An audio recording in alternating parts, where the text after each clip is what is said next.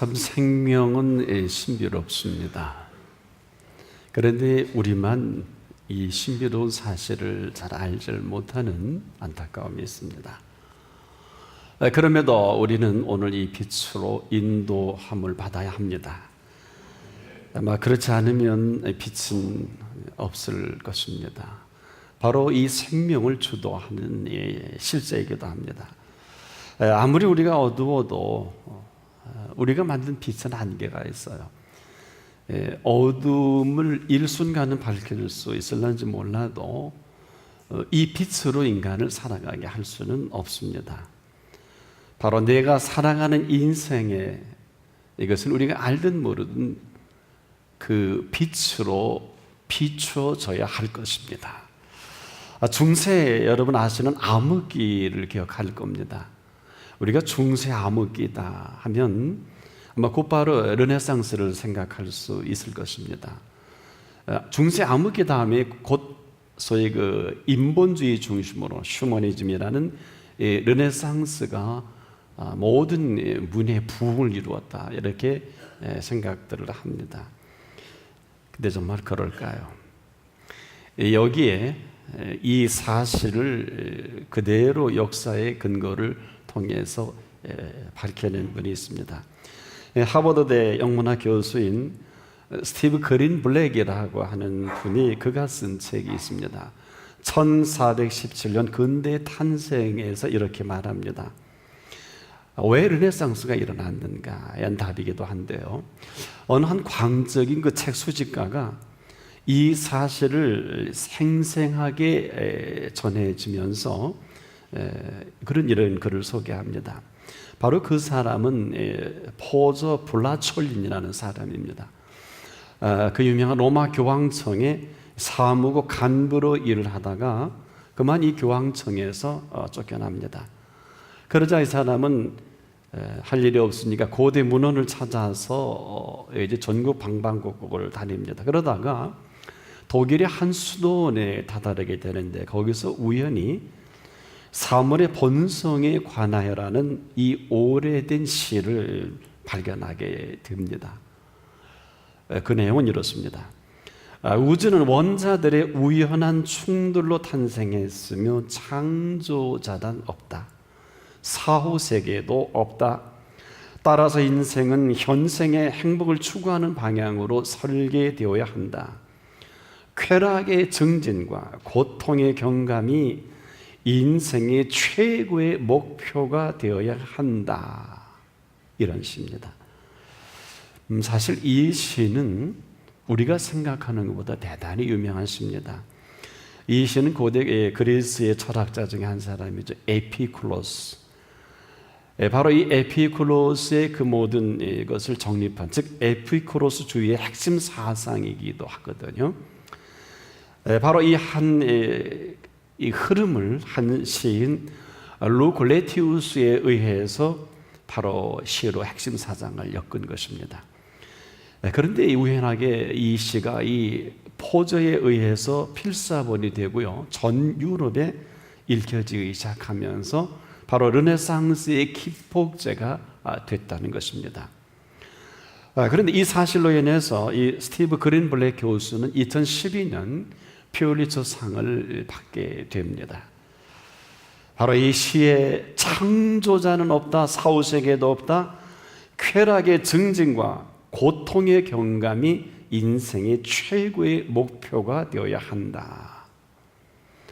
우리 지금 또 이런 소리 많이 듣지 않습니까? 한마디로 쾌락주의죠. 그런데 이 르네상스가 중세의 암흑기를 밝혀냈느냐? 어두움을 더하면 더했지 결국 밝혀낸 것은 아닙니다. 지금도 이 어두움에서 사람을 헤매게 하기는 마찬가지입니다. 그런데도 안타까운 것은 아무도 이 사실을 제대로 알지 못한다는 것입니다. 빛이 없어도 없는 줄을 모르는 이 세대가 아닌가.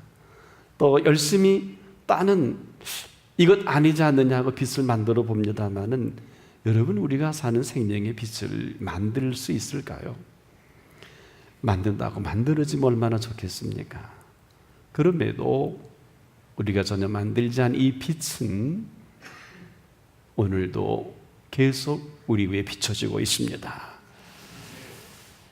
그렇지 않으면 우리는 살 수가 없어요. 단 우리가 이 모든 사실을 모르는 것뿐입니다. 그런데 사람들은 아직도 이 미련을 버리지 못하고 이상한 매력에 빠져 있어요. 근데 한번 빠지면 나오지 못합니다. 끊임없이 찾아 헤맵니다. 그러다 삶의 블랙홀과도 같은 이곳에서 빠져 헤어나오지 못해요. 뭔가 인위적으로 무언가 자꾸 만들려고 합니다. 사람의 힘으로 여러분 이 빠진 블랙홀은 나올 수가 없어요. 하지만은 이 블랙홀의 흡인력보다 더 강력한 힘이 있으면 가능합니다. 이 블랙홀을 지으신 분이 거기서 그 힘으로 건져낼 수가 있습니다. 그 힘은 지금도 놀랍게 우리 앞에 놓여 있어요. 그러나 구하기만 한다면 이 힘을 얻어 오늘도 살아갈 수가 있습니다. 이유는 이 힘은 그냥 힘이 아니라 나를 나보다 더 잘 아시고 모든 것 위에 모든 것을 잘 아시는 힘이기도 합니다. 그래서 이 분은 이렇게 정리를 하십니다. 나는 길이요, 나는 진리요, 나는 생명이다. 아무리 강조해도 생명을 세워가는 이 실세는 우리가 부인할 수가 없어요. 여러분, 생명의 신비를 아십니까? 우리가 과학적 근거를 들어도 때로는 대단하다고 생각하는데 이런 정도가 아니에요. 아마 피조 세계에서 지금 우리가 아는 모든 피조물 가운데 가장 힘이 있고 강력한 그리고 대단한 피조물이 바로 생명입니다. 그것도 우리 인간입니다. 우리가 생각하기엔 뭐 동물도 좋은 힘이 있지 않겠느냐 하지만은 모든 동물은 죽으면 답이 없어요. 근데 사람은 죽여도 죽지 않습니다. 성경대로 정리한다면 하나는 영벌에, 하나는 영생에, 이 사실을 받아들이지 않는 것뿐이에요. 바로 오늘 이 순간에도 우리의 이 생명이 놀라운 이 신비는 우리에게 답을 주신 분이 계셔서 천만다행인데 십자가에 그 만천하 보는 앞에 비참하게 물과 피를 쏟고 죽으신 예수님이 계세요. 사람들은 그렇게 없으면 자기들의 생각에 관철될 줄 알고 없애버리면 끝난 줄 알았는데 3일 만에 그분이 다시 살아나신 것입니다. 그리고 40일 동안 부활의 생명이 어떤 것인가를 또 보여주시기도 했지요. 이것이 우리 가지고 있는 성경에 기록된 것이 얼마나 고마운지 모르겠습니다. 예수 믿는 사람들의 전부이기도 합니다. 부활의 생명이 없으면 저와 여러분의 모든 것은 허사입니다. 때문에 죽여도 죽지 않습니다. 그런데 죽어요. 그런데 안 죽어요. 그런 우리가 이렇게 산다는 것에 준 문제가 있어요. 우리는 거의 다 죽을까 염려합니다. 이 죽을까 염려한단 말이에요. 참 안타까운 일이에요. 그렇다고 여러분 뭐 삶의 객기를 가지고 뭐 죽지 않는데 어쩌라 이런 개념이 아니라 뭔가 결정적인 순간에 한 발 물러서는 건 뭘까요? 죽을 것 같아서 병들어 죽을 것 같고 끝날 것 같고 이러다간 대책이 없는 것처럼 느껴지는 이것이 우리의 삶의 현장이 아닐까요? 그럼에도 하나님이 지으신 피조물 중에 가장 위대한 작품 중에 작품이 사람입니다. 그리고 그 코에 생기를 불어넣으신 생명으로 불어넣은 저와 여러분들입니다. 근데 한 가지 잊지 말아야 할 것이 있어요. 여러분, 피조세계가 누구 때문에 존재하리라고 생각합니까? 이렇게 질문하면 이제 달라지게 되어 있어요. 우리는 이 피조물이 우리에게 얼마만큼 어느 관계성에 있는지 잘 실감을 못해요. 이 자연계를 보면 참 신비롭지 않겠습니까? 다 풀질 못합니다만은. 그런데 여러분, 이 피조세계를 누구 때문에 지어 놓으셨을까요? 하나님의 영광을 위해서 맞습니다. 그런데 이 피조 세계는 저와 여러분을 위해서 지어 놓으셨어요. 이렇게 정리하면 이제 이 생명의 신비 속에 감추어진 이 모든 관계가 달라지기 시작한단 말이에요. 그런데 우리는 지금도 이 피조 세계에 어때요? 종이 되잖아요. 하는 대로 움직일 수밖에 없고 하는 대로 또 우리는 따라갈 수밖에 없고 그것도 틀리지 않아요. 그러나 이 모든 것을 주도하시는 실세가 있습니다. 모든 것을 지으신 하나님, 그 하나님이 우리 아버지 하나님이시요, 우린 그의 자녀요. 이 관계성만 회복이 된다면 이제는 이 생명이 어떤 모습으로 영위할 것인가 그냥 답을 얻을 수가 있어요. 때문에 지금도 이 모든 피조 세계는 누구를 위해 존재하는가 이렇게 묻는다면 답은 그냥 나오는 겁니다. 바로 이 세계는 저와 여러분이 살아가기에 복이 올 정도로 너무나 아름답게 지어 놓으셨습니다. 제대로 알지 못하고 우리가 살아가기에는 너무 이 창조가 대단해요. 그래서 개인적으로 저는요, 가끔 예술가들이 이 모든 피조 세계에 대한 부분을 작품으로 소개할 때 상당히 실망하는 사람 중에 하나입니다. 그 이유는 도대체 뭘 알고 저렇게 그려대실까? 그리고 그 그림으로 자기가 보는 세계의 한 결론이기도 하거든요. 이건 제 생각입니다. 개인적으로 저는 가끔 하늘을 보면서 해가 솟아내지는 일몰을 볼 때에도 저는 가끔 좀 멈춰서 그래봐 한 10분, 15분인데 그 일몰에 빠져가는 석양을 지켜볼 때가 있어요. 유명한 화가들이 이제 일몰을 그려야 되지 않겠습니까? 그래 또 실망을 해요.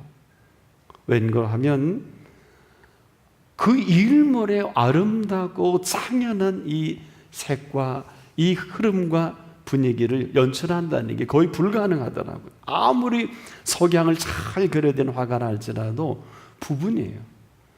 이것은 제가 무슨 트집을 잡으려고 하는 얘기가 아니라 작가가 보는 세계에 제한된 세계로 모든 사람들의 이목을 끌어들인다는 거예요. 우리는 명화일 수도 있고 그렇지 않을 수도 있는데 벌써 우리의 마음을 빼앗겨 버렸어요. 그러면 그것을 지어 놓으신 그분께서는 과연 어떻게 보실까? 작가의 세계로 들어가는데 누가 뭐라 할 수 있겠습니까? 잊어버려서는 안 될 것이 있어요. 하나같이 내가 보는 세계예요. 여러분, 지금도 내가 보는 세계 속에 내가 살아가는데 누가 뭐라 그러겠습니까? 그러나 우리가 살아갈 세계는 내가 보는 세계가 아니라 이제라도 내게 보여주시는 세계가 있어요. 내게 보여주시는 세계를 살아갈 때 내 삶의 새로운 시작점이기도 합니다. 이것은 내가 아무리 애쓰고 힘쓴다 해도 내가 볼 수 없는 그 세계는 비춰주시는 빛으로 볼 수 있는 세계가 있습니다. 길 모르는 사람은 한마디로 암담하다 그러죠. 길이 보이지 않으니까요. 이 대낮에도 암담할 때가 있어요. 그러나 우리에게 그 길을 빛으로 비춰주시면 보이는 것입니다. 바로 모르는 길은 그 빛으로 비춰주시면 갈 수가 있습니다. 우리가 생명만 해도 그래요. 여러분, 살 줄 아는 사람 보니까 많지 못하대요. 웰비잉 한다고 해서 생명이 생명답게 사는 건 아니에요. 이것은 원래 유엔에서 제정한 용어이기도 한데요. 이 웰빙, 참 괜찮은 삶, 좋은 삶인데 여러분, 이것은 그거 가지고 우리 인간을 지어놓으신 하나님 앞에서 제대로 된 표현은 아니에요. 참된 웰빙은 그 생명의 빛으로 비춤을 받아야 합니다. 여기서부터 생명답게 살아갈 그 길이 있습니다. 그래서 우리가 뭘 모르는 사람이라는 것은 내가 가고 싶고 내가 하고 싶은 대로 해요. 좋은 것도 그래요. 내가 좋은 것이지 정말 좋은 것을 여러분 혹시 취득했나요? 가지고 계십니까? 근데 왜 만족 못하십니까? 이것은 소유의 개념 이전의 문제예요. 나는 내가 원하는 것을 알지 못해서 그래요. 내가 정말 좋아해서 그것을 얻고 갖긴 했는데 여러분, 사실은 내가 참으로 원하는 게 따로 있어요. 그 참된 원함이 내게 채워지기 전까지는요, 그것 가지고 만족을 모르는 이 어리석은 만족에 너무 형이상학적으로 생각하지 마세요. 너무 그렇게 무슨 고차원적으로 영적으로 말씀을 드리는 것은 아니에요. 더 정확히 말씀을 드린다면 하나님께서는 내가 원하는 것을 나보다 더 잘하십니다. 이 부분이에요.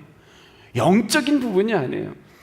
즉 내 몸에 좋은 음식이 어떤 걸까요? 우리는 과학적으로 식품영양학적으로 계산되지만 요즘 뜻있는 우리가 의학자들의 얘기를 들어보니까 이런 말씀들 하세요.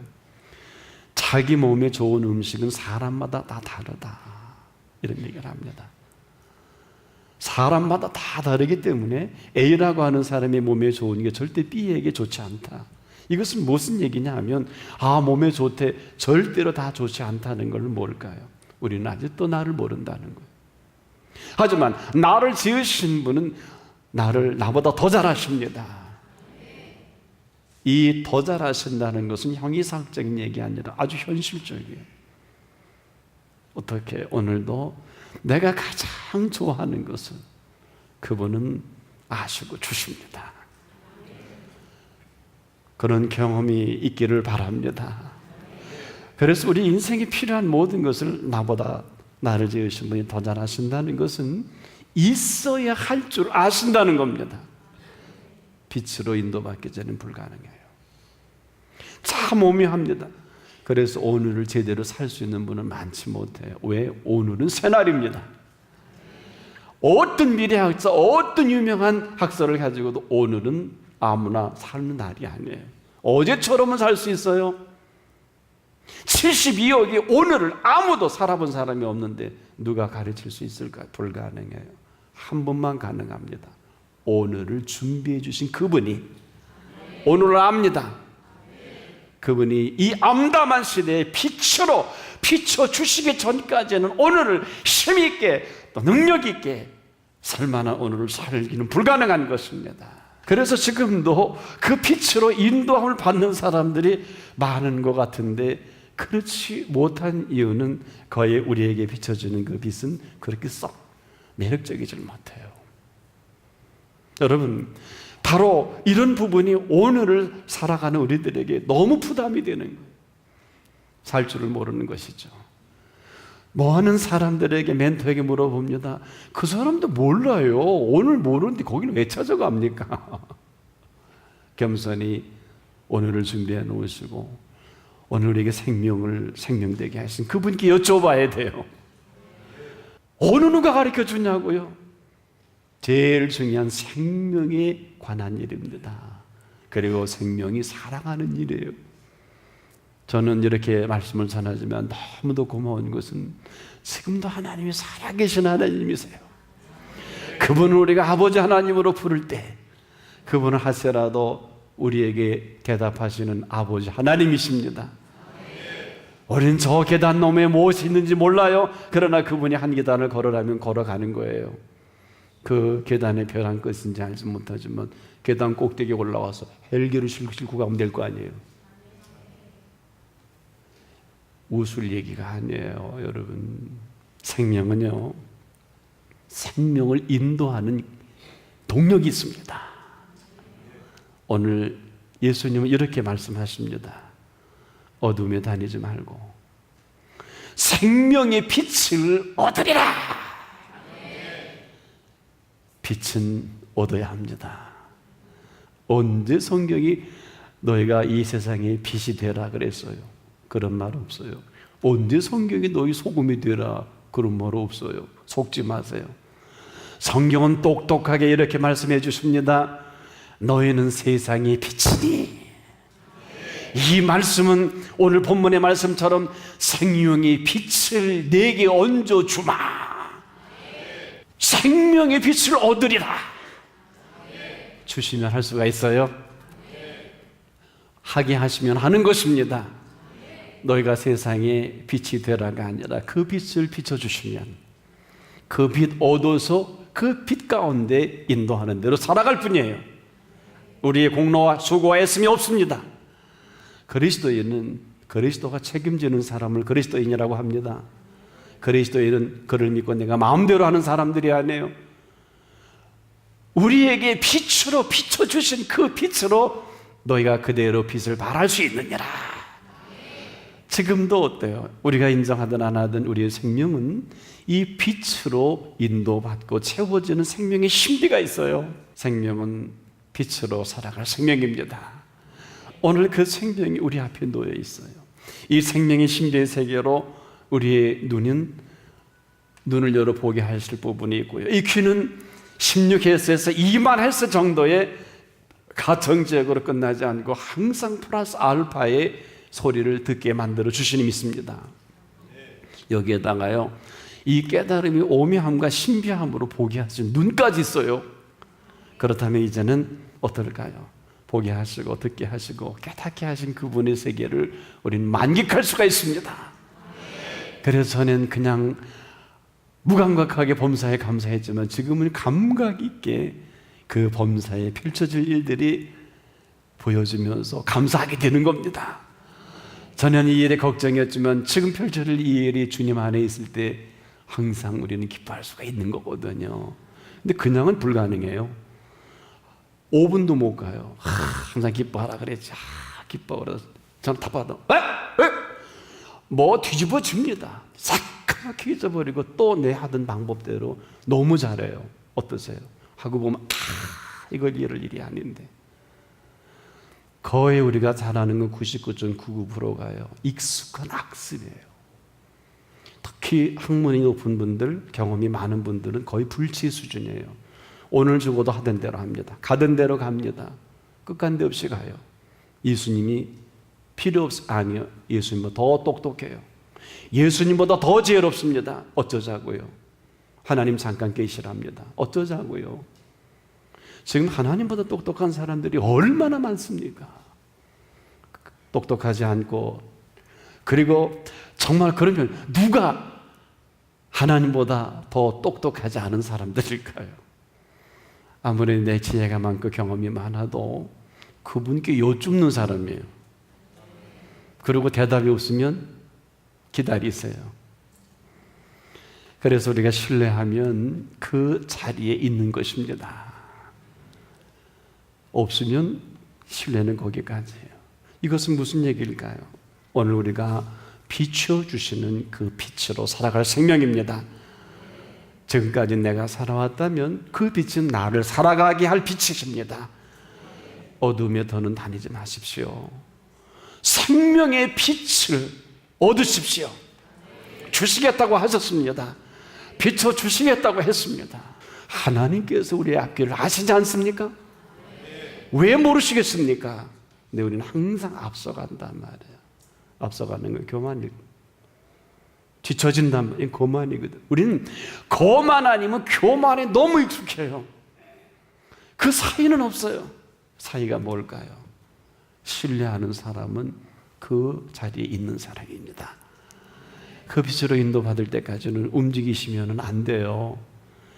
우는 사자가 삼킬 자를 누로 찾고 있는데 무슨 재주로 그들과 밤낮 싸워서 이기려고 하세요?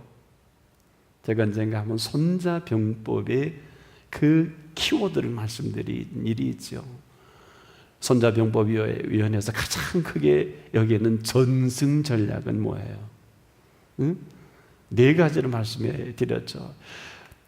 이 전승 전략의 전법은 할레 키신저가 이것 때문에 대중국 향한 모든 월남 전쟁도 망했고 중국 내전의 국공의 이런 부분도 공산당과 국민당이 싸우는 이것도 공산당이 승리하고요. 그 미국이 가장 어려워하는 게 이 전승 전략 전법이에요. 손자정법의 최고로 치는 첫째가 뭐예요? 상대방에 해를 입히지 않습니다. 두 번째도 나도 손해를 입지 않습니다. 세 번째가 뭘까요? 다른 어떤 것도 이용하지 않아요. 네 번째는 심지어 상대방의 전략으로도 이용하지 않아요. 그리고 전혀 내 힘과 수고로 이기는 것이 아니라 가장 결정적인 시기에 그 결정적인 순간을 놓치지 않는 것입니다. 가물치의 비유를 해주셨. 그 나무에 있는 매달리는 뱀이 한 농부가 이 원리를 발견한 거예요. 가물치가 다 가니 못해 있는 거예요. 얼마나 먹음직스럽겠어요. 쫙 봤어요. 가만히 있어요. 또 감아요. 뱀이 또 풀어요. 이것 봐라. 또 감아요. 이 가물치가 또 풀어요. 계속 하다 보니까 이거 안 되겠거든. 그래 내려가서 이제는 안 되겠다 싶어서 후요 가물라 그러니까 이 가물치가 그냥 뱀을 물고 물속으로 들어가 버린 거예요. 게임 아웃이. 이 사건을 두고 농부가 정리한 그 유명한 전승 전략은 한 번 정도 우리 그리스도인에게 우리가 얼마나 쓸데없는 싸움을 싸우고 있는지, 필요 없는 논쟁과 필요 없는 일들이 얼마나 하고 있는지 지금 우리가 알고 못 참아. 그러니까 일이 터지지요. 참으라는 게 아니에요. 관계할 것이 없어야 합니다. 나와 관계할 것이 없어야 합니다. 오늘 얼마든지 예수 그리스도 안에서 하나님의 전승 전략으로 이겨낼 수가 있어요. 하나님이 빛이십니다. 길이십니다. 그리고 생명의 빛으로 얻은 대로 살아갈 뿐인 것입니다. 오늘 그 빛을 얻어서 한 분 한 분 주님이 원하시는 그 길을 갈 수 있기를 주의 이름으로 축복합니다.